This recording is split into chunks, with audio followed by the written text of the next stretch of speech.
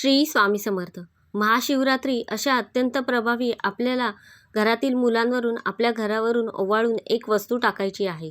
दिवस खूप प्रभावी आहे आणि आपण म्हणतो बघा की कधी-कधी माझ्या घराला कोणाची तरी नजर लागली आहे किंवा माझ्या लेकराला कोणाची तरी नजर लागली आहे.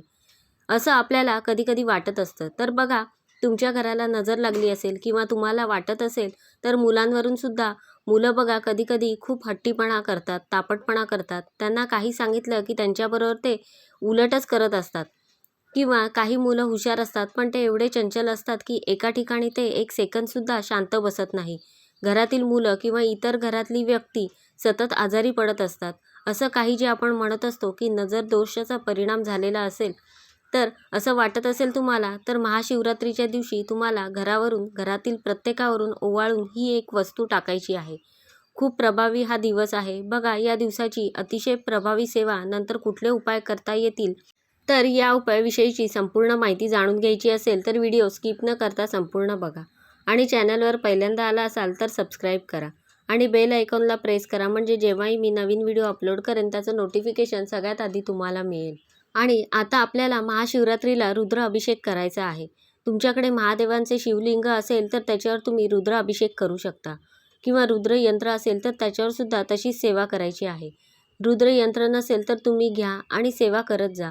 काही विशिष्ट असे दिवस असतात त्याच्यावर त्या रुद्र यंत्रावर सेवा करून ते तीर्थ जर घरातल्या लोकांनी प्यायलं तर बघा, जे तुमचे प्रॉब्लेम आहेत, मुलांचे हट्टी, तापटपणा किंवा नवरा व्यसनी आहे, माझे मिस्टर दारू पितात, काही कमवत नाही, घरी बसलेले असतात, असे जे काही प्रॉब्लेम आहेत जे आपल्या प्रगतीच्या आड येतात, तर त्यांच्यासाठी तर तुम्ही या रुद्रयंत्रावर अभिषेक करून ते पाणी प्यायला दिलं तर मोठ्यात मोठी करणीबाधा जी आहे, नकारात्मकता, वाईट गोष्टी ज्या आहेत तर त्या दूर जातात आणि त्या माणसांमध्ये खूप फरक पडतो.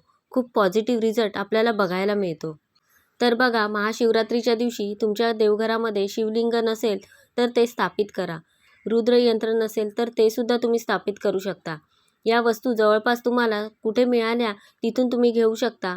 पारक शिवलिंग हे जास्त ॲक्टिव्ह असतं, त्यामुळे पारक शिवलिंग ते सुद्धा तुम्ही स्थापित करू शकता. खूप महत्त्वाचा दिवस आहे. रुद्र अभिषेक या सगळ्या गोष्टी आपल्याला करायच्याच आहेत. जवळपास महादेवांचे मंदिर असेल तर तिथे नक्की जा. गर्दी असते, मान्य आहे, पण बघा, दिवसभरामध्ये कधीही तुम्ही मंदिरामध्ये जाऊ शकता.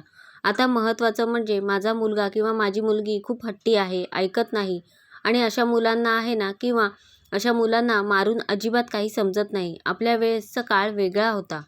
आपण आपल्या आईवडिलांना घाबरायचो, आपल्या टीचर्सना घाबरायचो, तेव्हा त्यांचा एक धाक असायचा. पण आजकाल आहे ना, आपल्याच या वागणुकीमुळे मुलं अशी, आपण बघा, आजकाल टीचर लोकांनासुद्धा परमिशन नसते की मुलांवर रागवायचं, मारायचं.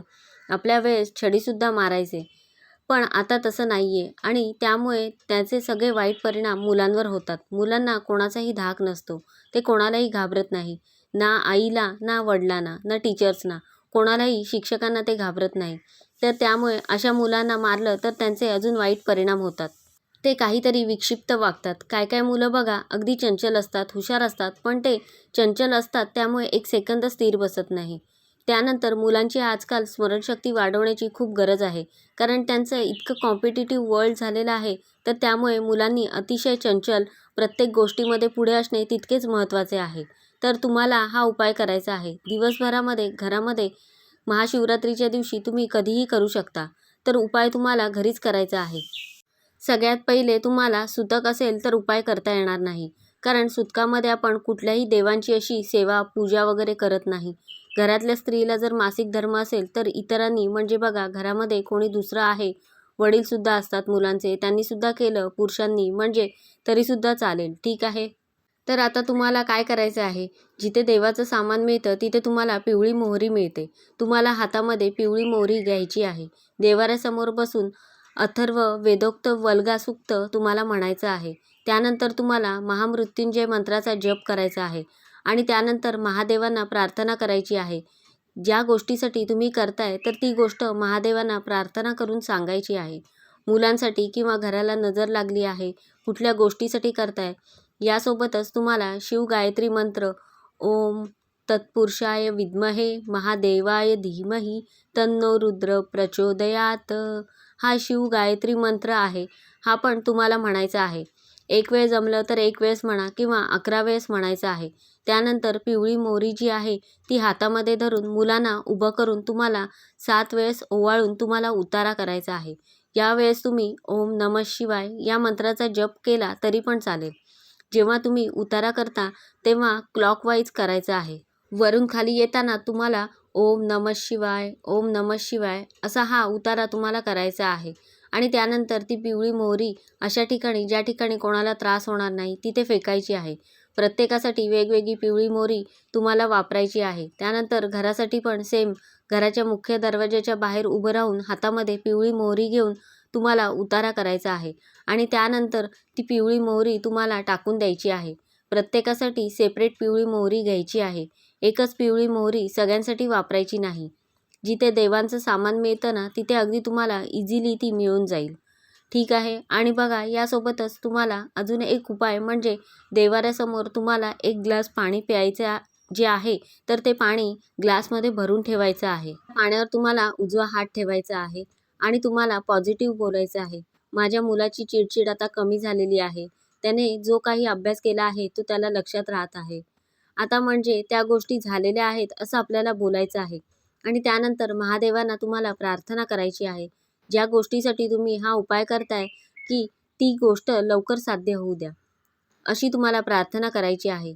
शिवगायत्री मंत्र तुम्हाला म्हणायचा आहे आणि त्यानंतर पाणी झाकून ते देवाऱ्यासमोर रात्रभर तुम्हाला ठेवायचं आहे. दुसऱ्या दिवशी ते पाणी मुलांना प्यायला द्यायचं आहे. यामुळे मुलं जी आहेत ती एकपाठी बनतात, त्यांची स्मरणशक्ती वाढते आणि हा उपाय तुम्ही दिवसभरामध्ये कधीही करू शकता. यासोबतच मी जी तुम्हाला सेवा सांगितली की या दिवशी कुठल्या सेवा करण्याला जास्त महत्त्व आहे, त्यामध्ये आहे महामृत्युंजय मंत्र, कालभैरव अष्टक, शिवकवच स्तोत्र, शिवमहिमा स्तोत्र, त्यानंतर रामरक्षा या गोष्टी तुम्हाला म्हणून म्हणजे तुम्ही उजवा हात जेव्हा त्या ग्लासावर ठेवाल ही जास्तीत जास्त जेवढी सेवा तुम्हाला करता येईल तेवढी करायची आहे. तर ही सेवा करून रात्रभर ते पाणी तसंच झाकून ठेवायचं आहे. दुसऱ्या दिवशी ते पाणी तुम्हाला मुलांना द्यायचं आहे.